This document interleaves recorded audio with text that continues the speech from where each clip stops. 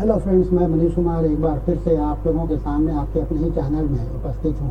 आज हम लोग बातचीत करेंगे कि किस प्रकार अंग्रेजों ने बंगाल में अपनी राजनीतिक सत्ता स्थापित करने के बाद अपने साम्राज्य विस्तार का काम शुरू किया। इसी क्रम में 18वीं सदी 19वीं सदी में अंग्रेजों ने मराठों के अधिकार वाले क्षेत्र में अपना नियंत्रण स्थापित करने के लिए 3 बार मराठों के साथ युद्ध किया। पहला युद्ध 1775-76 से 1782 तक चला। दूसरा 1803 से लेकर 1806 तक चला और तीसरा युद्ध 1817-18 में हुआ। इन 3 युद्धों के पश्चात अंग्रेज मराठों के अधिकार वाले क्षेत्र में उन्होंने अपना नियंत्रण स्थापित करने में सफलता प्राप्त की।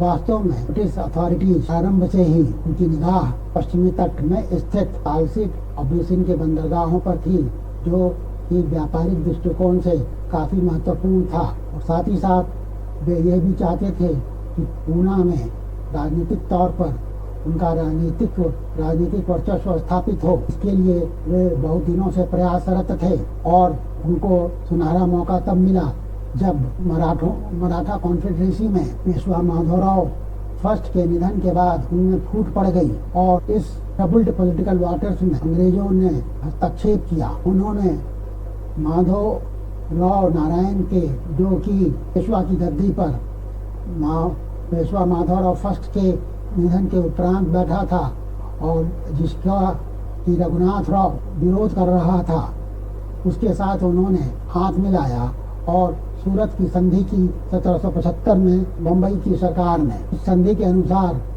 एक अंग्रेज सैनिक की टुकड़ी साल्सीट और बेसिन पर उसने अधिकार किया और एक लड़ाई अरस नामक जगह पर भी हुई, जो कि निर्णायक नहीं हुई। लेकिन जो सूरत की ट्रीटी 1775 में अंग्रेजों ने की थी, तो बम्बई सरकार की विंग ने की थी, उसको जो कलकत्ता में जो सुप्रीम गवर्नमेंट थी कंपनी की, उसको उसने स्वीकार कर दिया और कर्नल अपटन को बॉम्बे भेजा, जिसने कि 1779-1776 में पुरंदर की संधि की, जिसके अनुसार कंपनी ने साल्सीट पर अपना नियंत्रण बनाए रखा और युद्ध के हर जाने के रूप में कुछ नकद राशि ली और रघुनाथ राव के दावे का समर्थन करना बंद करने का फैसला किया।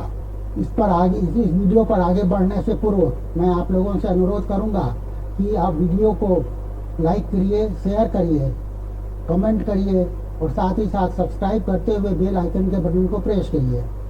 चलिए हम लोग वीडियो को आगे बढ़ाते हैं। 1776 में पुरंदर की संधि के बाद जब एक फ्रांसीसी सेंट लुबीन नामक फ्रांसीसी जब पूना पहुंचा तो अंग्रेजों के कान खड़े हो गए। वॉरेन हेस्टिंग्स ने तुरंत ही सैनिक अभियान मराठों के विरुद्ध शुरू करने का निर्देश दिया, लेकिन एक ब्रिटिश फोर्स जो है वो उसकी शर्मनाक हार पश्चिमी घाट पर हुई और अंग्रेजों को वडगांव का कन्वेंशन 1779 में 1779 में साइन करना पड़ा, उस पर हस्ताक्षर करना पड़ा। इस संधि के अनुसार कंपनी ने जो भी पुरंदर की संधि के द्वारा उसे क्षेत्र और अन्य लाभ प्राप्त हुए थे, उसको मराठों को वापस करना पड़ा। 1781 में कैप्टन पोफम एक बार पुनः अंग्रेजों की सेना का नेतृत्व करते हुए उसने सिंधिया को एक के बाद एक कई लड़ाइयों में पराजित किया और ग्वालियर के ऊपर अधिकार कर लिया। सिंधिया और अंग्रेजों के बीच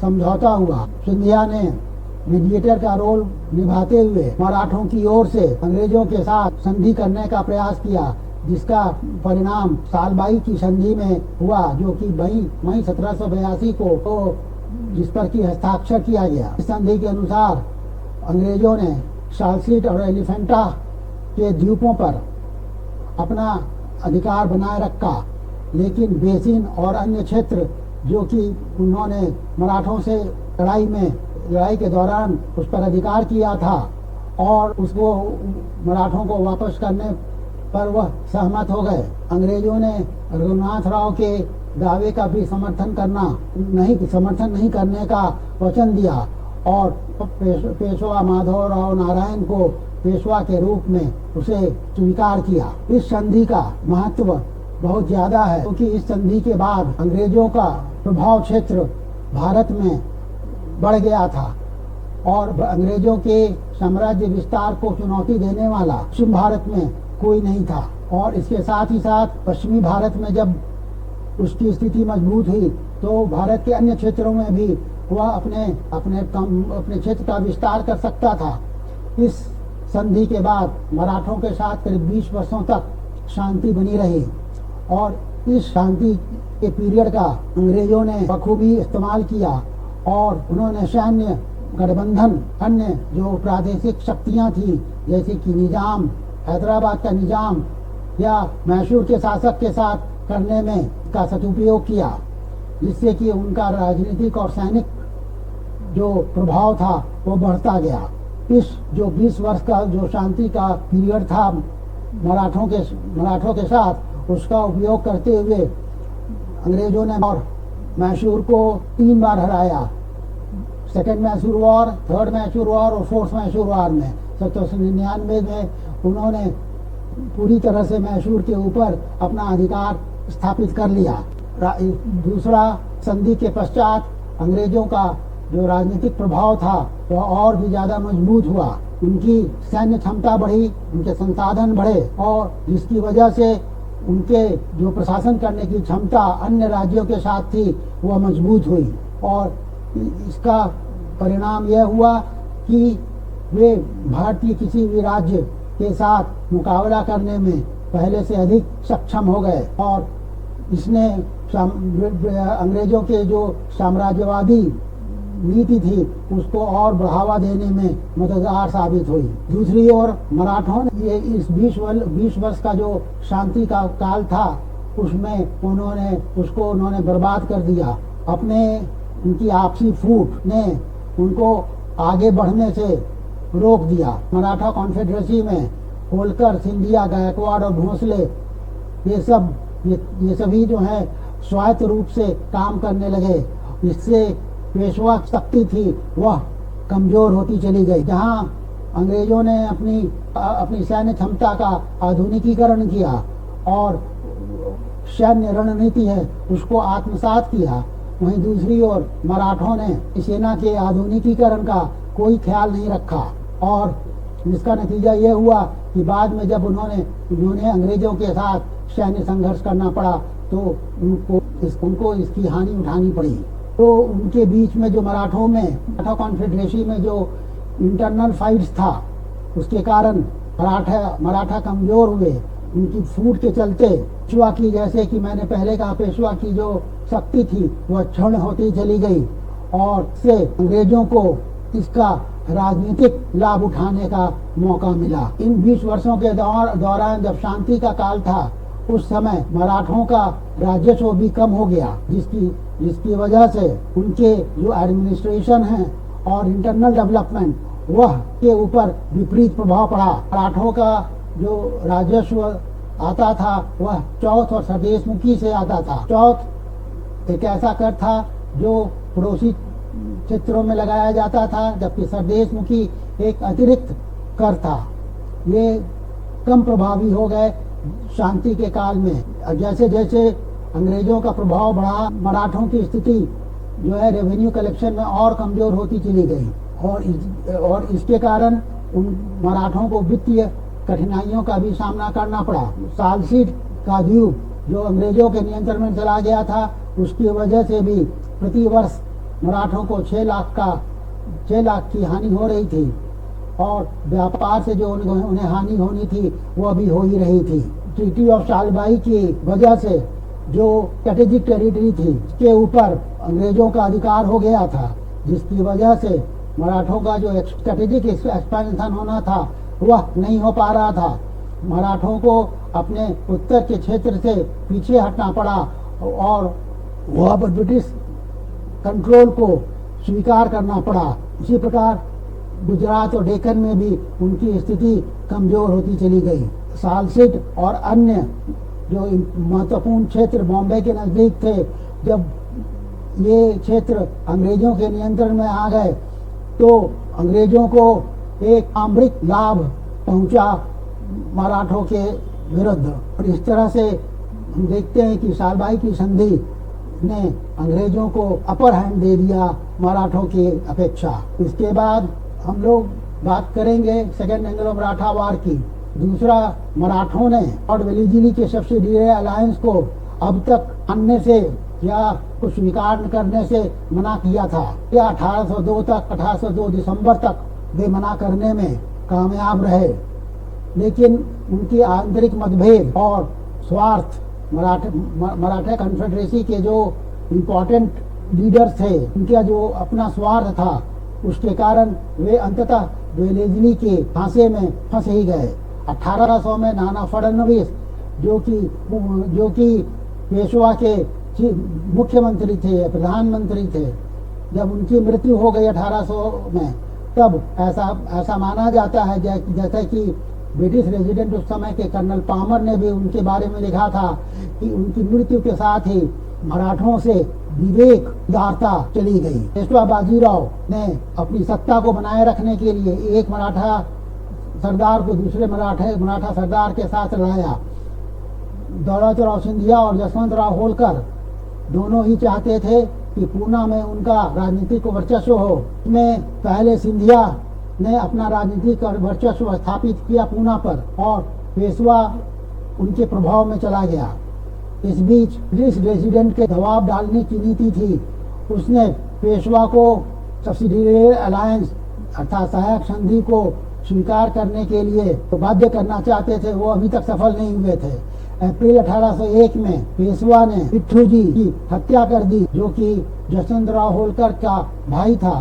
तो इससे सिंधिया और पेशवा और सिंधिया एक ओर तथा जसवंतराव होलकर दूसरी ओर के बीच लड़ाई छिड़ गई और इस लड़ाई में हडपसर, पूना के नजदीक हडपसर में 25 अक्टूबर 1802 को होलकर ने सिंधिया और पेशवा की संयुक्त सेना को पराजित किया और होलकर ने इसके बाद विनायक राव को, जो कि अमृत राव का पुत्र था, उसे पेशवा की गद्दी पर बैठा दिया।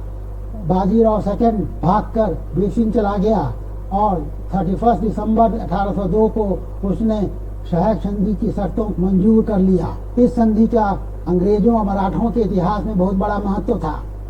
लॉर्ड कैसलले, जो कि उस समय कोर्ट ऑफ कंट्रोल का प्रेसिडेंट था, उसने हालांकि इसकी आलोचना की थी संधि की।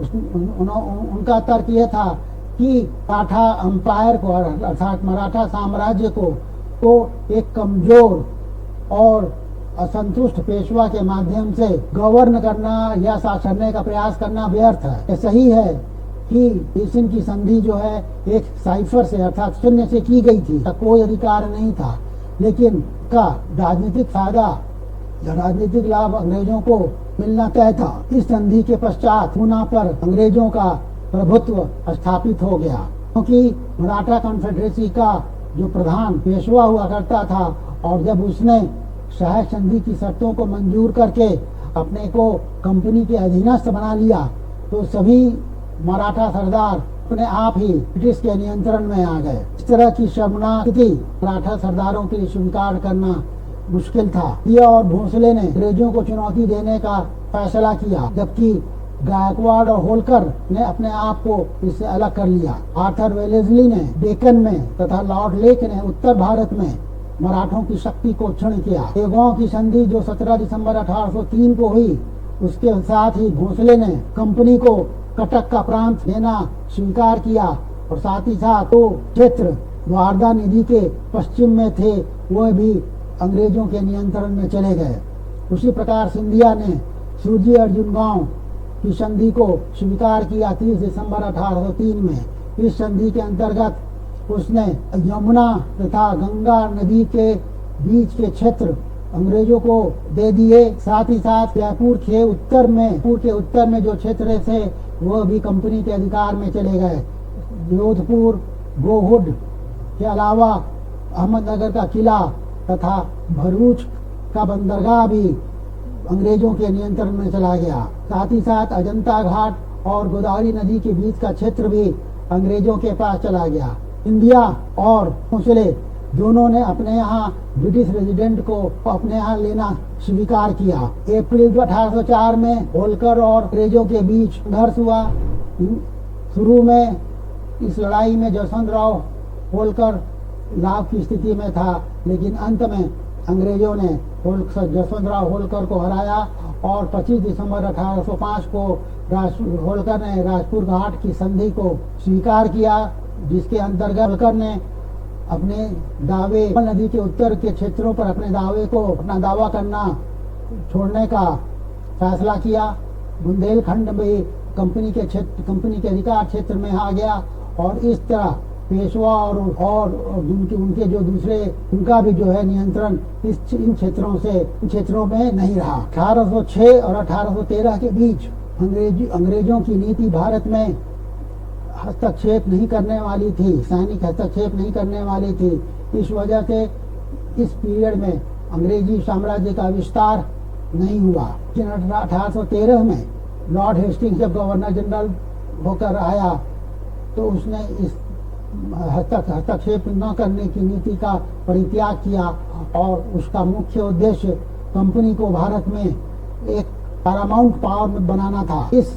उसके इस लक्ष्य में मराठों के 3 सरदार सिंधिया, भोसले और होलकर रास्ते में थे। उनकी शक्ति को नष्ट करना अति आवश्यक था, तभी कंपनी जो भारत के राजनीतिक भाग्य का निर्माता हो सकती थी। क्योंकि ये सारे उद्देश्य परामर्श से, नेगोशिएशन से नहीं प्राप्त किए जा सकते थे, इसलिए उनके बीच युद्ध जो है अवश्यंभावी था। जो अराजक स्थिति मराठे के अधिकार वाले क्षेत्र में थी, उसने हेस्टिंग्स का जो काम था उसे और आसान बना दिया। बरार का राजा था भोसले, वह जो है सबसे कमजोर कड़ी था मराठों सरदार में। रघुजी भोसले की मृत्यु के बाद 22 मार्च 1816 में जिनकी मृत्यु हुई, उसके बाद उसका पुत्र परसोजी पर बैठा। माँ उक्ता बाई वह रिजेंट बनी, लेकिन परसोजी के दावे को चुनौती दे रहा था राजा का चेहरा भाई अप्पा साहब, जो कि अपने आप को नागपुर की गद्दी का उत्तराधिकार मानता था। ब्रिटिश रेजिडेंट उस समय वहाँ मिस्टर जेनकिन थे, जो कि इस तरह की मराठों में फूट का फायदा उठाने के लिए तैयार बैठे थे। इस अवसर का लाभ उठाते हुए उन्होंने सब्सिडियरी अलायंस अर्थात सहायक संधि नागपुर के ऊपर रखने का फैसला किया। अप्पा साहब ब्रिटिश समर्थन को प्राप्त करने के लिए उसने सहायक संधि की शर्तों को मंजूर किया और जो शर्तें अप्पा साहब ने मानी वह बेसिन की संधि और हैदराबाद की संधि से भी ज्यादा कठोर उसके लिए थी। जो नागपुर की संधि 27 मई 1816 को की गई अप्पा साहब के साथ, उसमें सुरक्षा के तत्व ज्यादा थे और समानता तथा उसके बदले में कंपनी उसकी सहायता करेगा उस तरह के जो प्रावधान थे वे बहुत कम थे। इस संधि के द्वारा 6 बटालियन की इन्फेंट्री अर्थात पैदल सेना को नागपुर में तैनात किया जाना था। एक घुड़सवार के रेजिमेंट को वहां तैनात करना था और उसी प्रकार एक यूरोपीय तोपखाना चलाने वाले को भी नागपुर में तैनात किया जाना था। जो राज्य के द्वारा इसके लिए सहायता दी जाती वह 7.5 लाख रुपए फिक्स की गई थी प्रतिवर्ष, ताकि कि इन सेनाओं का रख रखाव किया जा सके। इसके अतिरिक्त राजा ने यह भी स्वीकार किया कि उसकी विदेश नीति कंपनी के द्वारा ही संचालित की जाएगी। इस तरह से नियंत्रण प्राप्त करके नागपुर के ऊपर नियंत्रण प्राप्त करने के बाद कंपनी को नागपुर की रक्षा और उसके डिफेंस और ऑफेंस दोनों का अधिकार उसके पास आ गया था। इसने मराठों की शक्ति के ऊपर एक करारा प्रहार किया। पेशवा बाजीराव सेकंड भी इस बीच ट्रीटी ऑफ बेसिन के द्वारा जो 31 दिसंबर 1802 को उसने स्वीकार किया था, उसके बाद से वह अपने आप को सहज नहीं महसूस कर रहा था।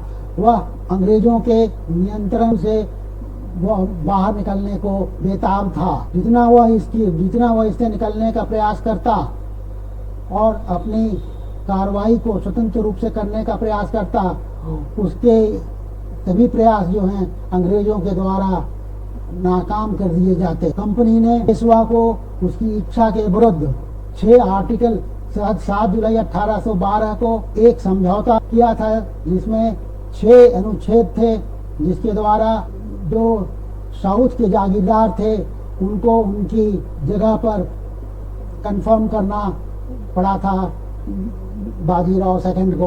उसी प्रकार पेशवा का जो दावा बड़ौदा के गायकवाड़ के ऊपर में था, वह भी उसको छोड़ना पड़ा था, क्योंकि वह अंग्रेजों का सामंत हो गया था।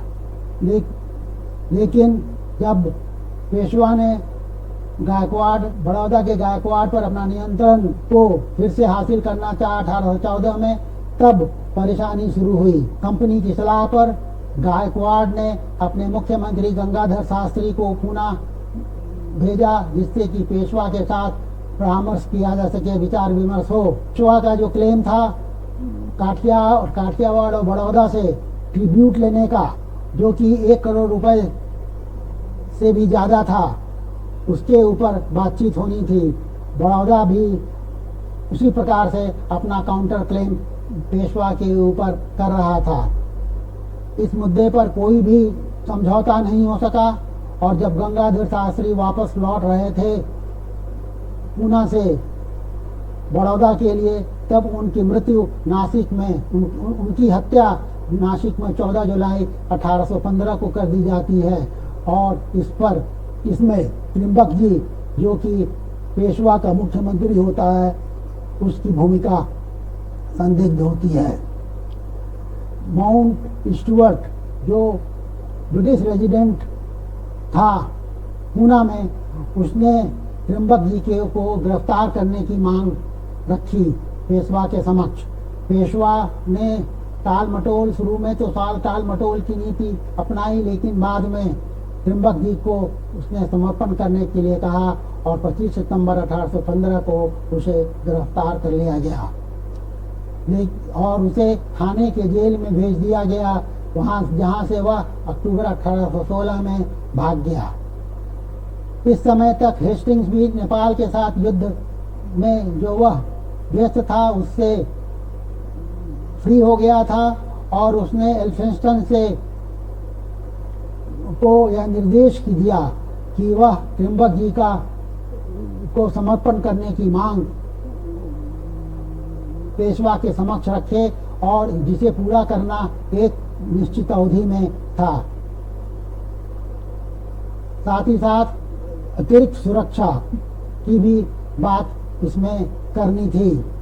अगर लॉर्ड हेस्टिंग्स ने यह स्पष्ट कहा था, अगर पेशवा इस तरह से त्रिम्बक जी को आत्मसमर्पण करने से मना करता है, तो उसको एक दुश्मन की तरह, एक शत्रु की तरह ट्रीट किया जाए, और उसके विरुद्ध युद्ध की घोषणा करनी चाहिए।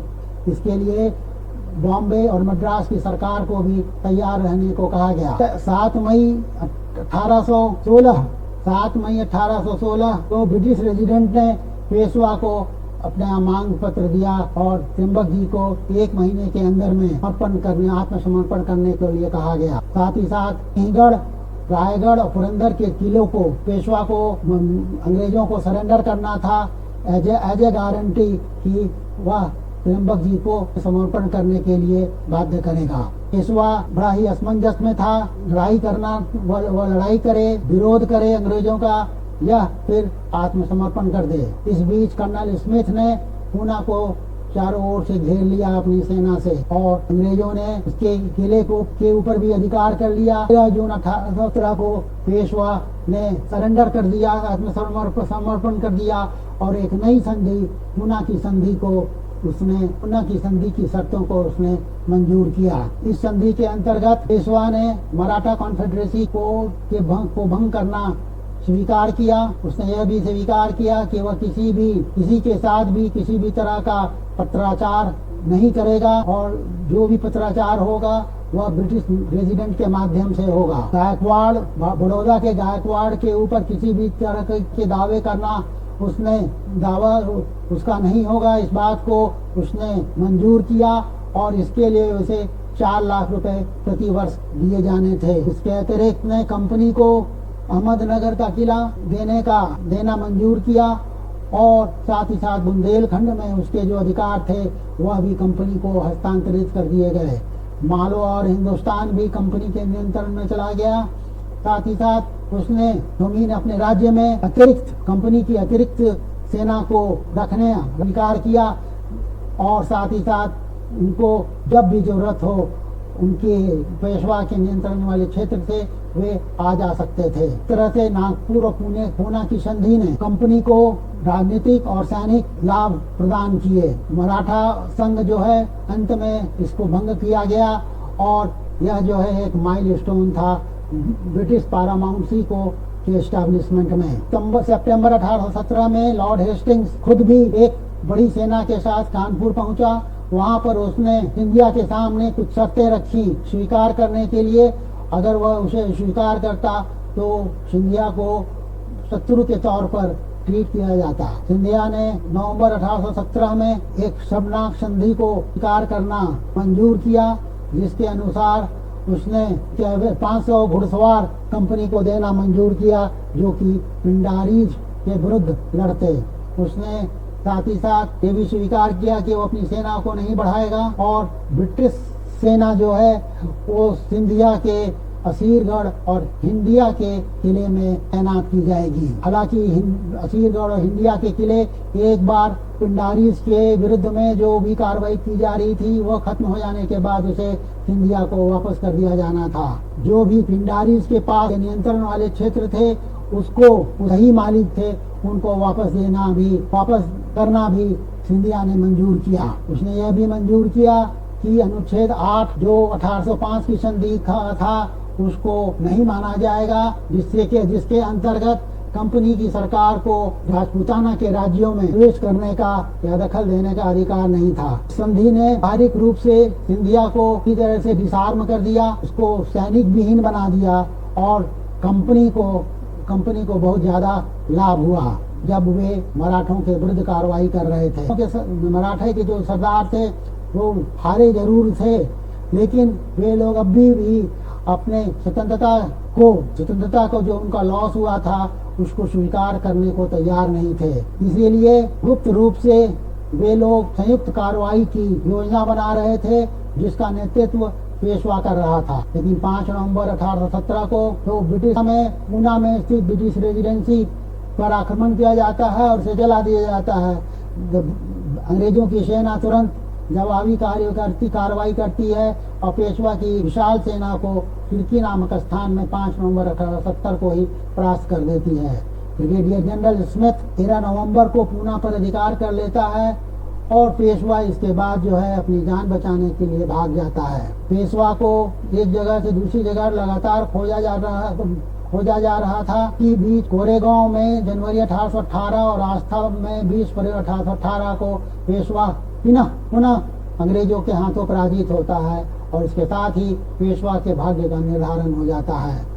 उसी प्रकार नागपुर की सेना जो अप्पा साहब जिसका नेतृत्व कर रहा था उसने अंग्रेजों के ऊपर 26 नवंबर 1817 को आक्रमण किया। उसी प्रकार जो काउंसिल ऑफ होलकर की जो काउंसिल ऑफ रीजेंसी थी उसने भी अंग्रेजों के विरुद्ध युद्ध करने की घोषणा कर दी।